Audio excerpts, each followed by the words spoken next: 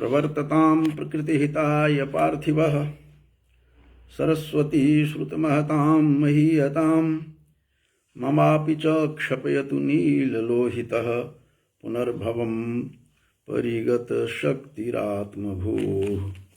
बंधुओं, आज अपने इस व्याख्यान क्रम में आज का जो विषय है कि महाभारत में शकुंतलोपाख्यानम, महाभारत के आदि पर्व में जो शकुंतला का उपाख्यान है उसके विषय में मैं कुछ चर्चा करना चाहता हूँ।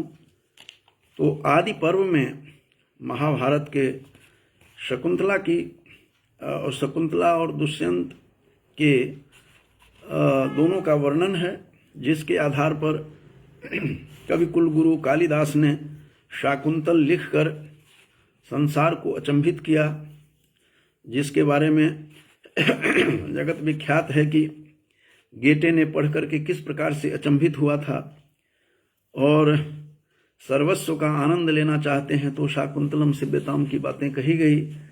तो इस प्रकार से महाभारत की विविध कथाओं को महाभारत के आख्यानों ने जन्म दिया है। तो उसी क्रम में कुछ चर्चा करना चाहता हूँ कि महाभारत के प्रसंग में यह प्रसंग आया है कि अभिज्ञान शाकुंतल की जो शकुंतला है उसमें और इसमें कुछ काफ़ी भेद है। इसका आरंभ भी यही होता है, यहीं से कि वन में शिकार के लिए दुष्यंत निकले हुए हैं। महाभारत की कथा में के आरंभ में ही आदि पर्व में जो दिया हुआ है महाभारत की कथा में शकुंतलोपाख्यान, तो आश्रम में वो आते हैं और थके हारे हैं, थोड़ा विश्राम की स्थिति में भी हैं, शरीर उसका जो है टूट चुका है शिकार करके राजा दुष्यंत का। और इसी अवस्था में आते आते वो कण्व ऋषि के आश्रम में आ जाते हैं। कश्यप नंदन जो कण्व ऋषि हैं वो उनके आश्रम में आते हैं और आश्रम में आकर के परम सुंदरी को देख करके अचंभित हो जाते हैं। और आश्रम में उन्होंने आवाज़ लगाई दुष्यंत ने, और अपने मंत्रियों को, अपने सभी सहचरों को और सिंदन चालक को, सबको दूर ही रखा। और क्योंकि यहाँ भरत वंश के जो भरत थे उनका उद्भव होने वाला है, तो कुछ नव संकेत वहाँ पर नव संकेत हो रहा है। वहाँ पर वो प्रवेश करते हैं, आवाज़ लगाते हैं, तो पूछते हैं कि ये आश्रम कण्व ऋषि का है, कहाँ है ऋषि, हम उनका दर्शन करना चाहते हैं। तो इसमें कहा जाता है कि कण्व ऋषि यहाँ है नहीं, वो फल लाने के लिए गए हुए हैं। तो इस प्रकार से फल लाने की बात कह करके यहाँ यह बता देना यही आवश्यक है कि कालिदास ने इस कथा को अभिज्ञान शाकुंतलम जो रचना की, अचंभित किया संसार को, ये कथा महाभारत के आदि पर्व से ही लिया हुआ है। और इस पर्व में वो फल लाने की बात कालिदास नहीं करते हैं, क्योंकि फल लाने जाते तो अस्वाभाविक सा लगता है इसमें कथा। हालांकि कथा यही हुई, घटना इसी तरह की हुई है जो महाभारत में कहा गया है, लेकिन कवि कुलगुरु ने अपनी लेखनी से कालिदास की शकुंतला नाटक में कुछ नया मोड़ देते हैं और कण्व ऋषि को बहुत दूर तीर्थ यात्रा पर, सोम तीर्थ की यात्रा पर भेजने की बात करते हैं, जो सहज लगता है, स्वाभाविक लगता है। लेकिन ऐसा इसमें नहीं है। वो कहती है शकुंतला की तात कश्यप जो हैं वहाँ गए हैं फल लाने के लिए। तो ये बातें कही जाती है, जो दोनों में अंतर यहाँ यही है। और स्वाभाविक कालिदास की शकुंतला जो कह रही है कि शकुंतला के पति को जब कहा जाता है दुष्यंत को कि नहीं वो तो गए हैं सोम तीर्थ की यात्रा पर, तो एक अलग कथा है। और देख करके अपूर्व सुंदरी शकुंतला को देख करके महाभारत के आदि पर्व में चकित हो जाते हैं, और इतने चकित होते हैं कि ऐसे सुंदरी, परम सुंदरी नहीं देखी कभी। इस प्रकार के सहज सौंदर्य को देख करके शकुंतला के सर्वांग का वर्णन भी करते हैं और कहते हैं श्री रिव रूपिणी। और क्या कमाल है महाभारत में जो व्यास ने वेदव्यास ने जो लिखा है कि श्री रिव रूपिणी, श्री माने लक्ष्मी के रूपा, लक्ष्मी स्वरूप उसको के रूप में दिखाई देती है, शकुंतला दिखती है। और तापसी वेशधारिणी, ये तापसी वेशधारिणी की बातें कही जा रही है। ये प्रथम पर्व में ही, आदि पर्व के ही 71वें अध्याय का जो तीसरा ये श्लोक है महाभारत के, कि श्री रिव रूपिणी कहा है। श्री के समान, लक्ष्मी के समान रूप वाली शकुंतला है, सौंदर्य पूर्ण है और परम सुंदरी है, तापसी वेश धारणी है। तपस्विनी की जो वेश होती है वलकल, तपस्विनी वेश धारिणी भी है। और वहाँ प्रवेश करते हैं तब बात होती है, जबकि अभिज्ञान शाकुंतल में कालिदास ने बड़े चमत्कार के साथ, कालिदास ने शकुंतला से कुछ नहीं कहवाया है। शकुंतला लज्जा से मुंह नीचे की हुई हैं। उनकी सखियां हैं, वहाँ पर 2 सखियां हैं, अनुसुईया और प्रियंवदा। बंधुओं, ये अनुसुईया और प्रियंवदा इसके पात्र नहीं है। महाभारत की मूल कथा में ये नदारत हैं दोनों पात्र। इन्होंने अभिज्ञान शाकुंतलम में जो लिया गया है दोनों सखियों को, शकुंतला की 2 सखियां थी, वो दोनों सखियां असल में पद्म पुराण से उन्होंने लिया है और पद्म पुराण से लेकर के बड़े ही सहजता पैदा किया है कालिदास ने, और उसकी सखियों से कहवाते हैं। और वो देख करके अचंभित होता है। शकुंतला भी इतने रूपवान और इतने सुंदर युवक को देख करके अचंभित है, आकर्षण दोनों का है। लेकिन राजर्षि ये पूछते हैं कि आप हैं कौन? शकुंतला ने पूछा तो दुष्यंत अपना परिचय दे रहा है शकुंतला को। स्वयं वार्तालाप होते हैं एक दूसरे के बीच। जबकि शकुंतला नाटक में कालिदास ने यद्यपि इसी महाभारत की कथा से लिया, लेकिन सौंदर्य प्रकट किया है, स्वाभाविक बनाया है, उसकी सखियों के माध्यम से कहा गया है उसमें। लेकिन यहाँ स्वयं संवाद शकुंतला का और दुष्यंत के साथ हो रहा है, जो भरत पुत्र को जन्म देने जा रही है, सर्वदमन को, जिनके कारण से भरतवंशी कहलाए। ये तो इस प्रकार से वहां पर कहते हैं, राजा दुष्यंत खुद परिचय देते हैं कि मैं इलिल का पुत्र हूँ, मैं इलिल नंदन हूँ, इलिल का पुत्र हूँ।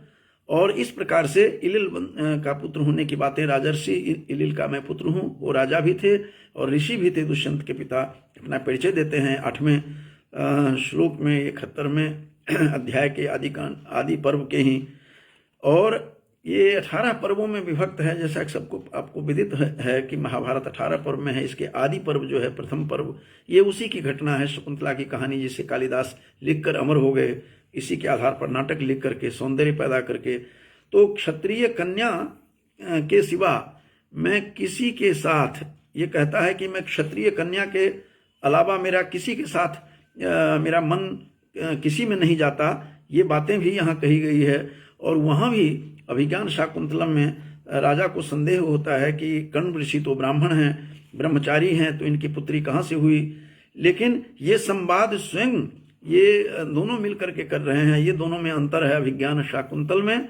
और अभिज्ञान शाकुंतल की जो शकुंतला है वो स्वयं नहीं कहती है, महाभारत के आदि पर्व में वे स्वयं संवाद स्थापित कर रही है और कह रही है कि ऐसा नहीं है, और इस तरह की बातें कहती हुई दिखाई देती है। और उसमें ऋषि विश्वामित्र की मैं पुत्री हूँ, और विश्वामित्र तो क्षत्रिय थे, तो उन्होंने कहा कि क्षत्रिय के सिवा मेरा किसी के प्रति मेरा मन इधर उधर नहीं होता, दुष्यंत कहते हैं।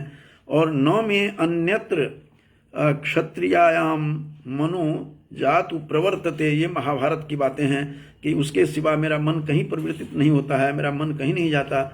चूंकि मैं क्षत्रिय हूँ तो क्षत्रिय वंशजा क्षत्रिय कुलोद्भवा से ही, कुल में उत्पन्न कन्या से ही मेरी शादी हो सकती है, मेरा मन जा ही नहीं सकता है इस तरह से। तो स्वयं शकुंतला कथा सुनाती है कि मैं हूँ कौन, मैं किस तरह से मेरी उत्पत्ति हुई, मैं कण्व ऋषि के आश्रम में कैसे आई। जबकि अभिज्ञान शाकुंतलम में ऐसा नहीं है, उसकी सखियां बताती है और बड़ी शांत भाव से अनुसुईया उसको समझाती हैं कि ऐसा है, कि इस प्रकार से ये पुत्री किसकी हैं।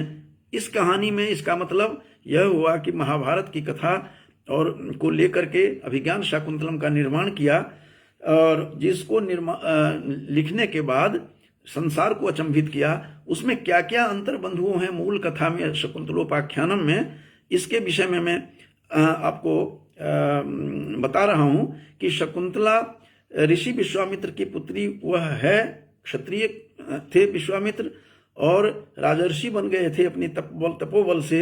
ये कहानी स्वयं शकुंतला समझा रही है और कहती है कि मैं जैसा सुनी हूं, जैसा सुनती रही हूं, मैं वही बताती हूं। तब बता रही है कि ऐसे महान तपस्वी विश्वामित्र तप में लगे हुए थे, घोर तपस्या कर रहे थे और तप का बल जब उनका इतना फैला कि इंद्रलोक का सिंहासन डोल गया और इंद्र भी बहुत परेशान हुए।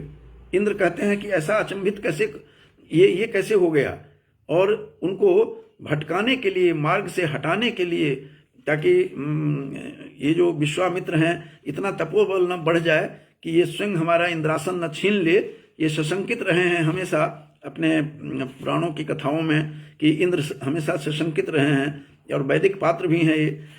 तो इस प्रकार की बातें, इसीलिए उन्होंने मेनका को भेजा। मेनका एक अप्सरा थी, अपूर्व सुंदरी अप्सरा को वहां पर वो भेजते हैं और अप्सरा वहां पर अवतरित होती हैं और वहां पर काफी सारा संवाद चलता है और अंत में विश्वामित्र उससे आकर्षित हो जाते हैं और विश्वामित्र किस प्रकार से उसके साथ अपना संबंध स्थापित करते हैं और अपने तपोबल को भंग किया उसने। उनकी तपस्या उग्र पर थी, तुंग शिखर पर चली गई थी तपस्या।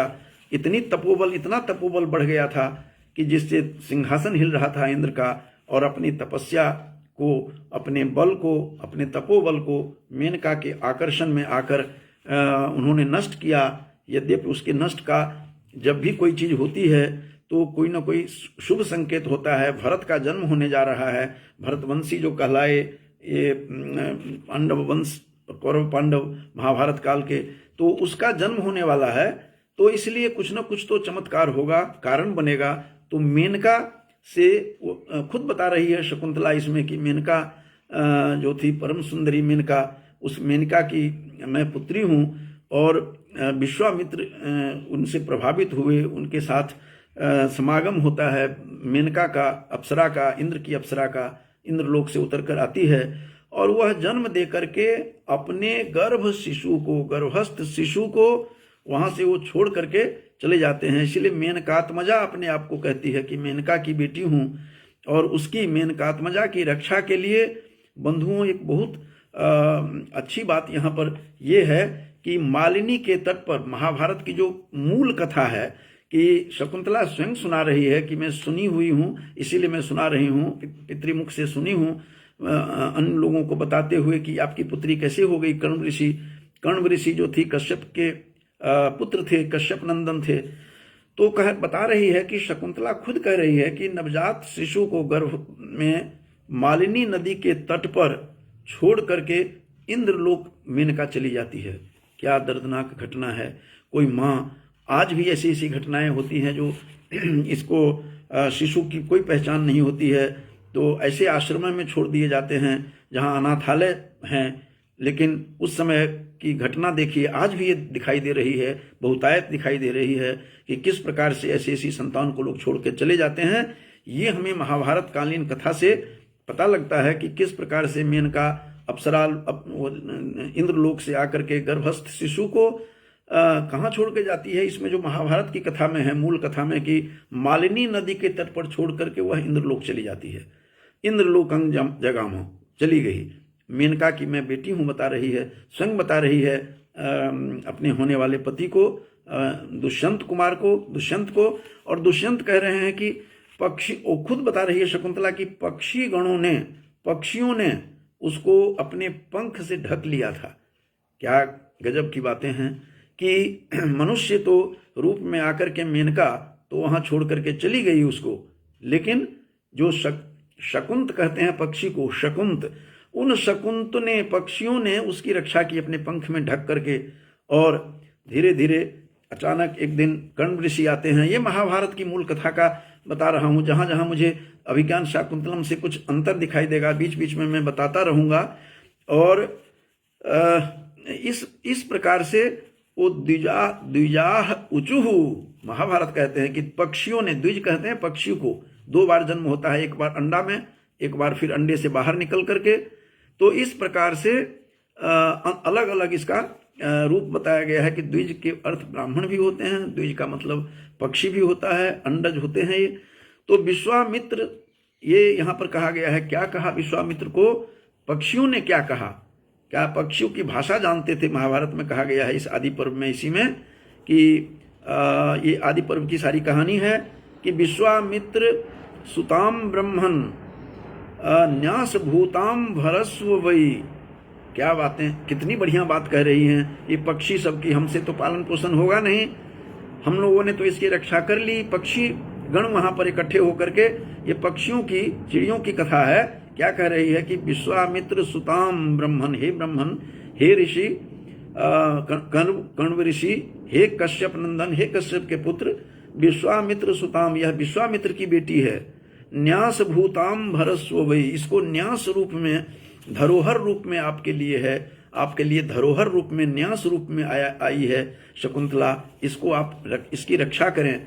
आप तो दयालु हैं, बहुत का सारी कहानी सुनाती है, आप दया के सागर हैं, पक्षीगण कहते हैं उसको, आप दया के सागर हैं, आप इसकी रक्षा कर सकते हैं। और इस प्रकार से कर्म कहते हैं, मैं समस्त प्राणियों की भाषा जानता हूं, पक्षियों को कहा, और बड़ी मीठी भाषा में महाभारत में कहा गया है कि पक्षियों ने बताया। शकुंत कहते हैं बंधुओं, शकुंत माने पक्षी, और शकुंत के द्वारा परिपालित थी, इसीलिए इसका नाम शकुंतला रखा गया। कण्व ऋषि ने इसका नाम ही शकुंतला रखा कि शकुंत माने पक्षी, तो शकुंत ही परिपालिता, तो पालित की गई थी वो पक्षियों के द्वारा, इसीलिए उसका नाम रखा गया, शकुंतला रखा गया। उस लड़की का नाम, उस बालिका का नाम शकुंतला रखा। जो महाभारत की जो मूल कथा है आदि पर्व का, उस मूल कथा में की दृष्टि से मैं बता रहा हूं। और कहते हैं कि मैं समस्त प्राणियों की भाषा को जानता हूं, इसीलिए हे पक्षीगण, मैं तुम्हारी भाषा समझ रहा हूं, और मैं समझ गया ये उसके ये 13वां जो चल रहा है ये श्लोक है महाभारत के जो आदि पर्व के 71वें अध्याय का चल रहा है ये। और इस प्रकार से वो बता रहे हैं अब 72वें श्लोक में आकर के कि पक्षी का संवाद होता है सीधे कण्व ऋषि के साथ, और कण्व ऋषि को कहते हैं कि इसकी रक्षा कीजिए, इसका परिपालन कीजिए। और अब तक तो हमने इसका ध्यान रखा, हिंसक पशु न खा जाए, गिद्ध की चर्चा हुई है कि गिद्ध न इसको खा जाए, ये तदर्थ मैंने इसकी रक्षा की है। तो हे ब्रह्मन, आप इसकी रक्षा कीजिए, इसीलिए आया है द्विजाह उचुहु। ये द्विजा उचुहु कह करके पक्षियों ने कहा था कण्व को। कण्व कहते हैं कि मैं तो सभी प्राणियों की भाषा जानता हूँ, कितने भाषाविद रहे होंगे, तो ये भी इससे ज्ञात होता है, परिलक्षित होता है। शकुंतला, इसीलिए इसका नाम शकुंतला पड़ा, क्योंकि शकुंत माने पक्षियों के द्वारा, शकुंत ही है परिपालित यंग, इसीलिए शकुंतला नाम रखा गया। और गांधर्व आगे फिर शकुंतला बड़ी होती है और उसका फिर गांधर्व विवाह के रूप में माना है। और इसमें जब दोनों का मिलन होता है, इसका शकुंतला का और दुष्यंत का, तो मैंने बताया था कि इसमें मुझे स्वाभाविक नहीं लगी, ये तो अचानक यह घटना घटी। शकुंतला मिली उसको राजा दुष्यंत को, और राजा दुष्यंत को उसके सौंदर्य से आकर्षित हुए, क्षत्रिय है या नहीं है इसकी शंका हुई, इसका समाधान स्वयं शकुंतला ने कर दिया कि मैं क्षत्रिय कुलोद्भवा हूँ और विश्वामित्र की पुत्री हूँ। मेनका द्वारा ये सारी कथा स्वयं सुनाती है। तो फिर उसका दोनों का, लेकिन शकुंतला बंधुओं यहाँ बहुत ही ऐसी कालिदास की शकुंतला की तरह ये साध्वी नहीं है बंधुओं, ये इतनी साध्वी नहीं है। यह बिल्कुल उसके साथ तिजारत करती है, बात कह रही है कि मेरा ही पुत्र ये राजकुमार होगा, ये बातें हाँ करवा लेती है, तब जाकर के समागम हमारा तुम्हारा संभव है। इस प्रकार से इतनी साध्वी नहीं है। और जहां तक मैंने इसको देखा है वर्षों से, अभिज्ञान शाकुंतलम के इस पक्ष को, दोनों को लेकर के, शकुंतलोपाख्यानम को लेकर के कहा था। ये तो संयोग ऐसा था कि आज सुबह सुबह प्रोफेसर कन्हैयालाल पराशर जी का होशियारपुर से फोन आया, तो उन्होंने मुझे बताया कि कुछ शकुंतलोपाख्यानम पर लिखना है। तो उस प्रसंग में मैं सोच भी रहा था कि उनका आज 8 बजे सुबह में आ गया बंधुओं, तो मैं इस दृष्टि से उसको दोनों को देख रहा हूँ, और दोनों को तुलनात्मक बता रहा हूँ जहाँ जहाँ मुझे आएगा। जैसे पात्रों की बताया कि मैंने ये उनकी जो सखियाँ हैं महाभारत की मूल कथा से नहीं है, ये उन्होंने पुराण से, पद्म पुराण से उठा लिया। और जैसा कि मैंने बताया था कि सोम तीर्थ के यात्रा पर पिता को भेजने की बातें हैं, उनके पिता चले गए हैं सोम तीर्थ की यात्रा पर, ये बातें अभिज्ञान शाकुंतलम में हैं। लेकिन शकुंतला कहती है कि मेरे पिताजी फल लाने गए हैं। ये अस्वाभाविक सा लगता है, झटित ही सब कुछ संपर्क हुआ, शारीरिक संपर्क होता है और गर्भ धारण करती हैं शकुंतला। लेकिन महाभारत से इतर हटकर थोड़ा सा उन्होंने बहुत ही स्वाभाविकता पैदा की है और उनको पति को, उसके पिता को, बहुत कर्ण ऋषि को सोम तीर्थ की यात्रा पर इनके मंगल कामना के लिए, इनके अपशकुन जो हों उसको नाश करने के लिए वो यात्रा पर चले जाते हैं। और बड़ा ही स्वाभाविक लगता है, नैसर्गिक लगता है, निश्चिंत होकर के दोनों जो है दुष्यंत और शकुंतला का मेल होता है, संगम होता है। तो इस प्रकार से बहुत सारे आभूषण देने की बातें भी करता है, प्रलोभन भी देता है राजा। और एक युवक युवती का जो इस प्रकार का जो बातें हैं कि सर्वम राज्यम तवाद्यास्तु अद्य, मन आज से अब तेरा ही सब कुछ है। और ये कहते हैं कि भार्या में भव, तुम मेरी पत्नी बनो, मेरी भार्या बनो, भार्या में भव शोभने। और सुचिस्मिता का भी प्रयोग किया है दुष्यंत ने, सुचिस्मिता शकुंतला के लिए कि सुंदर और पवित्र मुस्कान वाली कह करके संबोधन करता है यहाँ। और कालिदास ने भी इसका खूब प्रयोग, भरपूर प्रयोग, लाभ उठाया है। और इस प्रकार से तो आभूषणों का भी प्रलोभन, बहुत सारे आभूषण की बातें करता है दुष्यंत जो, और अंत में कहते हैं कि यह तुम्हारा ही, आज से यह राज्य ही तुम्हारा है। और इसलिए भार्या में भव शोभने, हे शोभने, हे सुंदरी, हे शुभ्रे, तुम मेरी भार्या बनो। और इस प्रकार से वह अभिज्ञान ये इसकी ये जो महाभारत की जो शकुंतला है, वेदव्यास की जो शकुंतला है, वो इस प्रकार से संबंध बनाने से पूर्व, शारीरिक समागम से पूर्व शर्त रखती है, सशर्त बातें कर रही है, कंडीशन डालती है कि मेरा ही पुत्र राजा होगा।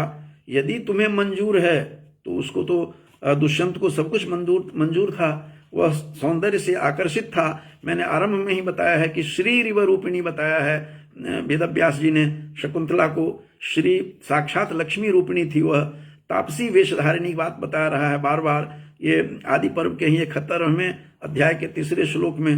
तो इस प्रकार की बातें करता हुआ अंत में स्वीकार करता है दोनों से जो पुत्र वह पुत्री शकुंतला उत्पन्न होती है, वह स्वयं सुना रही है। और ये सुनाने के बाद ये कथा इस प्रकार से वो आत्मसमर्पण करो, आत्मसमर्पण करती है शकुंतला। और कहती है कि युवराजो महाराज सत्य में तत् ब्रवीमिते, तुम्हारा यह युवराज होगा। तो उसने कहा कि ठीक है, सब कुछ स्वीकार कर लेता है। और कहते हैं यद्ये तदेवं दुष्यंत अस्तु में संगमस्त्वया। ये 11वें श्लोक में इस तरह की बातें, 17वें श्लोक में इस तरह की बातें कर रही है।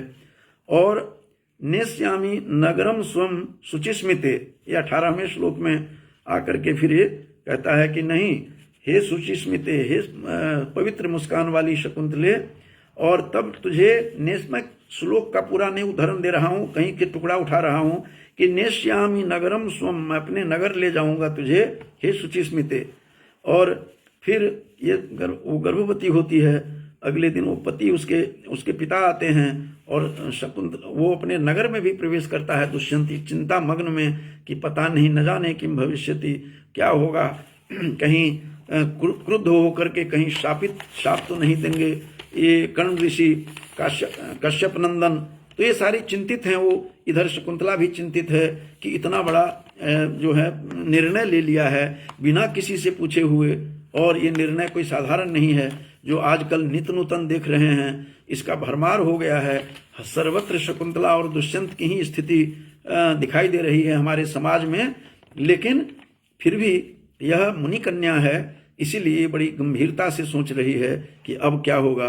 तो इस प्रकार से बड़ी चिंतित है, मुंह लटका करके बैठी हुई है पिता के आगे। चिंतित देख करके पिता ने कहा कि पुत्री क्या बात है, तुम इस तरह से चिंतित क्यों हो। तब फिर कर्ण ऋषि जो हैं, कश्यप नंदन जो हैं, काश्यप ऋषि, कर्ण ऋषि, फिर उनको कहते हैं कि तुम निश्चिंत से सब बात कहो, चिंता मत करो, और तुम्हारा मैं पिता हूं, इसलिए पिता के समक्ष सब कुछ सही बताओ, मन का भार दूर करो। फिर वो सारी बातें वो बताती है, स्वयं बताती है, लेकिन अभिज्ञान शाकुंतलम में स्वयं नहीं बताती है बंधुओं। वहां पर बड़ी मर्यादा का पालन किया है। समय बहुत बदल गया होगा कालिदास के समय में वेदव्यास के बाद, तो बाद में जाकर के उन्होंने बड़ी खूबसूरती दी है कालिदास ने अपने, और बहुत ढंग से उन्होंने बताया है। और आकाशवाणी के द्वारा बताया जाता है कि दुष्यंते नांग हितं तेजः तथा नाम भूते भुवा, जो भी है उसमें अभिज्ञान शाकुंतलम का उसको भी उदाहरण नहीं देते हुए कि आकाशवाणी के द्वारा पता लगता है कि दुष्यंत द्वारा तेजस्वी पुत्र को धारण कर रही है शकुंतला, और ये गर्भवती है। और ये स्वाभाविक लगता है कि किसी पुत्री को पिता को के समक्ष यह कह देना, ये बहुत बड़ी बात है। लेकिन यहाँ स्वयं कह रही है शकुंतला, ये एक अलग सा रूप दिखाई देता है। वेदव्यास की जो यह शकुंतला है महाभारत की, वह स्वयं अपनी कथा सुनाती है और पिता सहमति देते हैं। पिता प्रसन्न होते हैं कि राजा दुष्यंत ने ऐसी प्रतिज्ञा की है, तो इसीलिए पिता कहते हैं कि पतिव्रता नाम या वृत्तिस्ताम वृत्तिमुपपालय मनुपालय, जो एक पतिव्रता स्त्री की होती है वो वृत्ति का अनुपालन करो। ये 34वें श्लोक में जाकर के 13वें अध्याय में इस तरह की बातें कही जा रही है।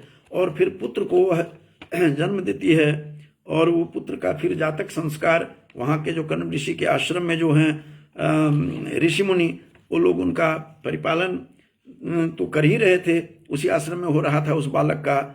उस सर्वदमन की बातें भी, सर्वदमन यहाँ भी चर्चा हुई है, शाकुंतल में भी सर्वदमन नाम रखा गया है, और बाद में भारत होने का नाम, इसमें भरत होने का नाम बताया गया है। और आशीर्वाद देते हैं तब जाकर के इस महाभारत की कथा में दोनों नाम आया है। तो इस तरह से एक चिंता जरूर होती है बंधुओं कि नारी नाम चिरवासो ही बांधवेशु न रोचते। ये बहुत बड़ी बात कही गई है कि नारी नाम चिरवासो ही, नारी, ये कथा, इस तरह की भाव, इस तरह की भावना ये कालिदास के समय में भी लोगों को थी कि नारी को ज्यादा दिन तक घर पे रहना ठीक नहीं है। इसीलिए पंचम अंक में जब उसको छोड़ने जाते हैं सारंगरव और शारदवत जो शिष्य हैं शाकुंतल नाटक के, और गौतमी, तो गुस्से में आकर के सारंगरव कहता है कि तुम्हें स्वीकार करे या नहीं करे, अब मुझे नहीं पता है, तुम इसके साथ तुम रहो या नहीं रहो, तुझे स्वीकार करे या नहीं रहे, परुषाक्षरेण निगदितम वर्तते। ये विज्ञान शाकुंतला में बहुत कठोर शब्दों से भाषित किया गया है, जो बहुत ही पीड़ादायक है। लेकिन यहाँ जो है ये कुछ अलग ही इसकी कथा है, लेकिन ये बात दोनों जगह एक ही जैसी है कि पतिव्रता नाम जो बताया ही मैंने, लेकिन नारी नाम चिरवासो ही बांधवेशु न रोचते। जब चिरवास, जब बहुत दिनों तक जब कोई विवाहिता कन्या ससुराल में नहीं रह करके पितृगृह में रहती है, तो उसका अन्यथा ग्रहण होता है बंधुओं, इसको दूसरे ढंग से लिया जाता है, इसको ये कोई अच्छी बात नहीं मानी जाती है। और इसीलिए आज भी यथावत वेदव्यास के काल में भी ऐसा ही था, कालिदास तक आते आते उनके कालिदास के समय में भी इसी तरह की बात थी, और आज भी है। यही हमारे साहित्य का और साहित्यकारों का वैशिष्ट्य है कि जो यूनिवर्सल ट्रुथ जिसको कहते हैं, ध्रुव सत्य जो है वह सत्य चाहे कोई भी काल हो, वो कालातीत हुआ करता है, यथावत वो रूप दिखाई देता है। तो यहाँ मुझे बड़ा अच्छा लगा कि ये बातें जो कही गई है कि नारी नाम चिरवासो ही बांधवेशु न रोचते। नारी का चिरवास कहाँ पर? पितृगृह में, क्योंकि पति के घर में ही, नहीं तो अन्यथा ग्रहण होता है, अन्यथा अभिशंकते। अभिज्ञान शाकुंतलम में भी कविकुल गुरु भी कह रहे हैं, कालिदास भी ऐसे ही कहते हुए दिखाई देते हैं। तो ये 74वें जो अध्याय का 12वां श्लोक जो है कि नारी नाम चिरवासो ही बांधवेशु न रुचते। और इस प्रकार से जब बातें होती है तो वो बालक बड़ा होता है, धीरे धीरे वो बालक जब बड़े हो, इसमें 12 वर्ष का दिखाया गया है कि 12 वर्ष का वह बालक हो गया और कोई भी लेने नहीं आता है। यहाँ तो पंचम अंक में स्वयं इनको लेकर के वहाँ जाते हैं और गर्भवती शकुंतला को लेकर के गौतमी स्वयं जाती हैं, वृद्धा जो हैं उस आश्रम की एक वृद्ध सन्यासिनी, वो जाती हैं और उसके दो भाई के रूप में, दो शारंगरव और शारदवत दो पात्र हैं, पात्रद्वयम् तत्र सन्दृश्यते, दो पात्र हैं। और यहाँ केवल ये कहा गया है कि कर्ण ऋषि के शिष्य उनको लेकर के छोड़ करके जाते हैं, लेकिन गर्भवती के रूप में नहीं बंधुओं, वो स्वयं जो ये जा रही है, ये अपने पुत्र को लेकर के 12 वर्ष का इसका पुत्र हो जाता है। और शकुंतला की जो स्थिति है, और शकुंतला की स्थिति को देख करके मैं बहुत विदीर्ण हुआ उसको देख करके। कहाँ तो शकुंतला का दर्शन होता है, और यहाँ जो शकुंतला के जिसके बारे में मैंने बताया था कि वह व्यापार की तरह बात करती है कि तुम मेरा पुत्र ही राजा हो तभी मैं ऐसा कर सकती हूँ संबंध तुम्हारे साथ, शारीरिक संबंध। तो ये बात तब तो मैंने बताई बात, लेकिन बाद की जो महाभारत की शकुंतला है, बाद की जो वेदव्यास की शकुंतला है, उस शकुंतला को देख करके जितनी बातें मैंने कही थी कि श्रीरिव लक्ष्मी की रूपा थी, तापसी वेश में थी वो शकुंतला, वह लड़की, वह युवती, अब उसका रूप बिल्कुल विदीर्ण होता है, हृदय फटने लगता है और लगता है कि इतने करुणा में स्थिति पैदा करती है। वह पीला पड़ गया है, उसका शरीर खिन्न हो चुकी है शकुंतला महाभारत की, और बाल उसके ऐसे हो गए हैं जैसे कोई युवती नहीं होकर के वृद्धा हो गई हो, और क्रूप की तरह स्थिति बताई गई है। ऐसा शब्द तो नहीं कहा है, लेकिन वह शब्द और क्या बता रहा है, पीला पड़ गया है शरीर, बाल का उसका ठिकाना नहीं है, कुछ भी नहीं है। और इस वेश में शकुंतला वहाँ पर रही होगी कर्ण ऋषि के आश्रम में, उसका हृदय कैसा रहा होगा। जिस शाकुंतल नाटक में कहा गया है कि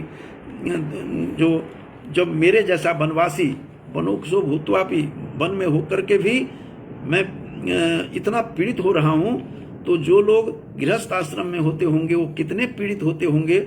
शकुंतला नाटक में जो शाकुंतल में कहा गया है, ऐसी स्थिति यहाँ भी उनके पिता की भी है। और कितनी पिता की पीड़ा होगी, कितना दर्द उनके पिता का रहा होगा, काश्यप ऋषि का, कर्ण ऋषि का, कश्यप नंदन का। ये तो चिंतन से भी परे है। और वो कहती है, और उनके पिता कहते हैं कि तुम उसको विदा करते हैं, कुछ शिष्य भी जाते हैं इसमें, महाभारत की इस कथा में भी। और मुनि शांत होकर के बैठे हुए हैं, कहा कि और खूब आशीर्वाद देते हैं। एक दिन तुम्हें पूरा आशीर्वाद देता हूँ, और स्पर्श करके सिर पर हाथ रख करके कर्ण ऋषि कहते हैं कि अक्षुण्य राज्य होगा तुम्हारे पति का, तुम्हारा पति यशस्वी होगा। ये सारा आशीर्वाद भी शकुंतला ले लेती है अपने पिता से, और पिता को के पास है क्या बेटी को देने के सिवा, और क्या होता है, आशीर्वाद ही तो उनका धरोहर है। तो मुनि के बारे में कहा गया है कि मुनि रश्रुण्य अवर्तयत, इतने आंसू बहते रहे उसके, अश्रु की धारा प्रवाहित हो रही थी। और जब वो जा रही थी शकुंतला, अपने कर्ण ऋषि शिष्यों के साथ अपने भेजते हैं उस आश्रम में, और उस जब तक कि जातक आदि संस्कार उसका सब कुछ करवा दिया गया है। शिष्यगण महर्षि को, जो उनके जो शिष्य थे महर्षि के, वो ये सारी बातें वहाँ पर उस लड़की को, शकुंतला को पुत्र के साथ वहाँ पहुँचा करके, और वो चले जाते हैं अपने आश्रम में चले जाते हैं।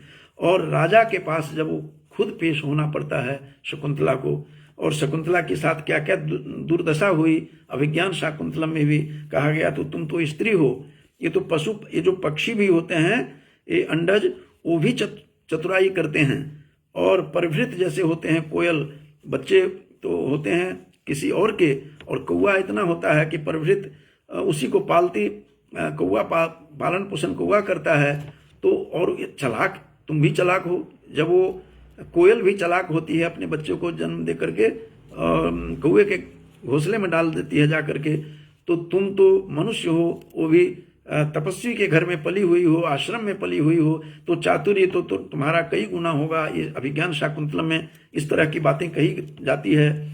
और यहाँ भी बहुत बातें कही गई है, यहाँ भी ऐसी बातें उठी है, और शकुंतला के पास कोई जवाब नहीं था। और वहाँ तो उसके भाई भी थे, लेकिन सारा कुछ इसको खुद सहना पड़ता है। बंधुओं, मैं तो कई बार ऐसा लगता है कि शकुंतला का जो दुष्यंत का संवाद है कि पति पत्नी का संबंध क्या होता है, मैं आपको बता नहीं सकता। और अर्धम भार्या जो है, भार्या आधा होते हैं अपने पति के, इस प्रकार से बातें कहती हुई दिखाई दे रही है। आगे इतना भी कहती है कि हे दुष्यंत, आप क्या जानो, नारी श्रेष्ठतमः सखा, नारी जैसे मित्र इस संसार में कोई नहीं है। ये मैं उन्हीं की भाषा में बता रहा हूँ, ये वेद व्यास की जो भाषा है कि नारी श्रेष्ठतमः सखा, वो कहती हैं। और एक और भी बात कहती हैं कि पुत्र आखिर क्या होता है, वो एक अलग कथा है। और कहते हैं कि पुत्र क्या करते, पति ही भार्या में प्रवेश करके, और ये 37वें श्लोक में 74वें अध्याय का आदि पर्व के ये 37वें श्लोक में कहा गया है कि पति ही पुत्र अपने पत्नी के गर्भ, अपने पत्नी में स्थित होकर पुत्र को जन्म देने का कारण पति, किस प्रकार से पति ही पुत्र के रूप में उत्पन्न होता है।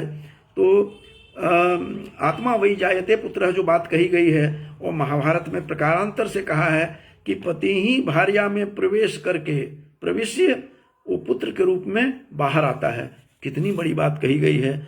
और वहां कहता है कि मैं नहीं बताती हूं, शकुंतला कहती है अपने पति को, जो पौराणाह कवियो विदुः, ये पुराण के जो कवि हैं वो लोग कहते हैं, मैं नहीं कह रही हूं। और खूब बता रही है कि पति क्या होता है, पति पत्नी का संबंध क्या है। और इतना ही नहीं, भार्या श्रेष्ठतमः कथा सखा, ये 41वें श्लोक में 74वें अध्याय के जाकर के कहती है कि 41वां श्लोक है कि भार्या श्रेष्ठतमः सखा, हे दुष्यंत, हे राजन, भार्या जो है श्रेष्ठतम सखा होता है। और बंधुओं, बहुत कुछ बाबा कालिदास ने बहुत कुछ यथावत उठा लिया है अभी महाभारत की कथा से, और बहुत सारी बातें ली है। मैं ज्यादा नहीं चर्चा करूंगा। अभिज्ञान शाकुंतलम में जब आश्रम में जब वो मुलाकात होती है शकुंतला को 7वें अंक में, उस समय राजा के उस पुत्र को जब देख रहा है, मातली जब जाते हैं मातली के आश्रम में, उस आश्रम में जब जाकर के मुनि से दर्शन करने के लिए जाते हैं, तो इंद्र के जो सखा हैं, इंद्र के सारथी, उनसे आदेश लेने के लिए जाते हैं। उस समय ये बालक को देख रहा है, जिरम्भस्वरी बिर्ग शावक दंतानते गणेश्यामी, जो कालिदास कहते हैं। ये बातें यहाँ भी है कि बड़े बड़े शेर को बांध करके रख लेता है। यह सर्वदमन नाम भी दोनों जगह यथावत है, बाद में भारत नाम रखा गया है इसमें। और वहां पर एक बात जो है वो बिल्कुल सटीक बैठती है।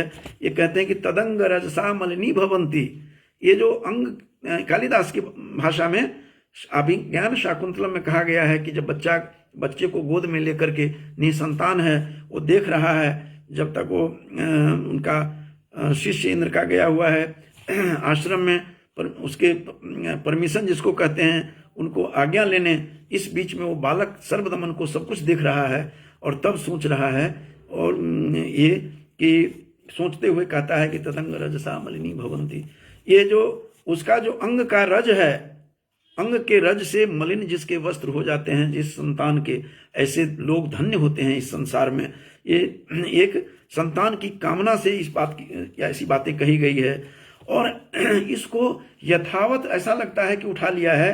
53वां श्लोक जो है, 53 श्लोक नंबर संख्या, तो उसमें 74वें अध्याय के, इसमें भी आदि पर्व में कहा गया है कि पितुराश्लिष्यते अंगानि किमस्त्यभ्यधिकम गतः, कहते हैं जो आश्लेष है उसका आश्लेष करके, आलिंगन करके उस बालक का जब मलिन हो जाता है अंग, तो ऐसे जो भाग्यशाली लोग होते हैं, भाग्यशाली इस संसार में, ये दुष्यंत ऐसा सोच रहा है, ये वेद व्यास के दुष्यंत सोच रहे हैं कि पितुराश्लिष्यते अंगानि किमस्त्यभ्यधिकम गतः, ये इससे अधिक मैं क्या बताऊं, कह रहा है कि पुत्र का आश्लिष में करके जो अंग मलिन होते हैं वो भाग्यशाली न ते भवंती, भाग्यशाली लोगों हैं उन्हीं का होता है।